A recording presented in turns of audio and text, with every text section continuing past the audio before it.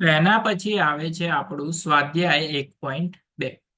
તો સ્વાધ્યાય 1.2 માં પહેલો સવાલ આપણને આપેલો છે કે સાબિત કરો કે √5 એ અસમય સંખ્યા છે. તો આપણે જે રીતે √2 √3 માટે કર્યું એ જ રીતે √5 માટે ફોલો કરવાનું. સૌથી પહેલા આપણે શું કરતા કે ધારી લેતા કે ધારો કે √5 એ સમય સંખ્યા છે. હવે જો √5 એ સમય સંખ્યા હોય તો એને આપણે બે સંખ્યાના ભાગાકાર એટલે કે a ભાગ્યા b સ્વરૂપે લખી શકીએ. તો આપણે આ રીતે લખી શકીએ કે √5 બરાબર a ભાગ્યા b. હવે બી આ સાઈડ ભાગાકારમાં સામે જાય તો ગુણાકારમાં, તો લખી શકાય √5 b બરાબર a. હવે આપણને ખબર છે કે જો રૂટને હટાવવો હોય તો બંને બાજુ શું કરવો પડે? વર્ગ કરવો પડે. જો બંને બાજુ વર્ગ કરીએ તો √5 હટી જાય ને શું થઈ જાય? 5. બી નો વર્ગ થાય એટલે કે b² અને a નો વર્ગ થાય એટલે કે a². હવે 5 આ સાઈડ ગુણાકારમાં સામે જશે તો ભાગાકારમાં, તો આ રીતે લખી શકાય કે b² બરાબર a² ભાગ્યા 5. હવે જો a² ને આપણે 5 વડે ભાગી શકીએ તો a ને પણ આપણે 5 વડે ભાગી શકાય. હવે જો a ને આપણે 5 વડે ભાગી શકીએ એનો મતલબ એવો થયો કે a બરાબર આપણે શું લખી શકીએ? 5c લખી શકીએ. કેવી રીતે? તો જુઓ, 10 ને આપણે 5 વડે ભાગી શકીએ તો જવાબ શું આવશે? 2. તો 10 ને આપણે આ રીતે લખી શકાય 10 બરાબર 2 ગુણ્યા 5. તો 5 ની જોડે c ની જગ્યાએ આપણે શું લઈ લઈએ? 2 અને એની જગ્યાએ લઈ લઈએ 10. સમજી ગયા? તો એની જગ્યાએ આપણે શું લખી શકીએ? 5c. તો આ કિંમત અહીંયા મૂકી દઈએ તો આપણને શું મળશે?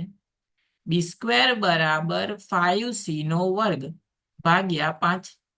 5 નો વર્ગ થઈ જાય 25, c નો વર્ગ થશે ભાગ્યા 5, પાયો પાયો 25, તો જવાબ થશે 5c².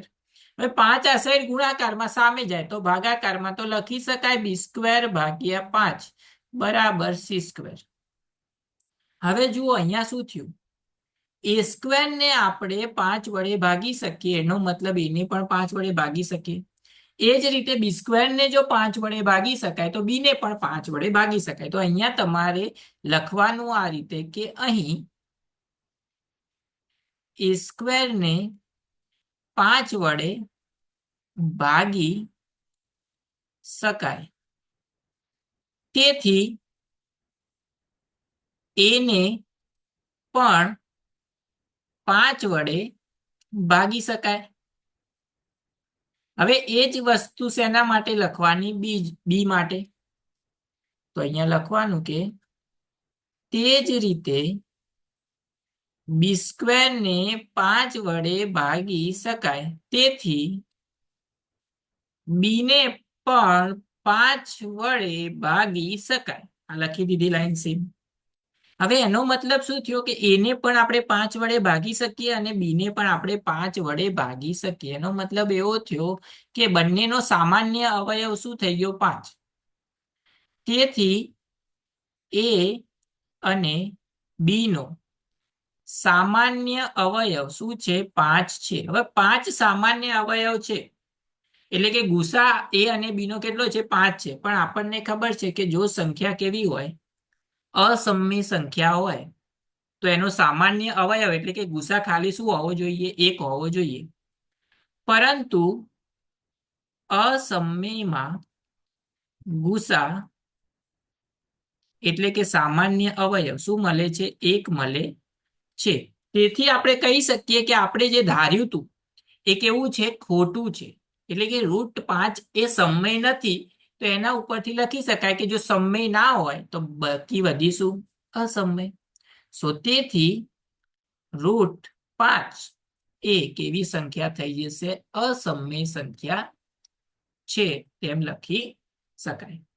હવે આ લખ્યા પછી તમારે આ 4 વિધાનો લખવા જ પડે, કારણ કે આનો 1 માર્ક્સ હોય અને આ 4 વિધાનોનો 1 માર્ક્સ હોય છે.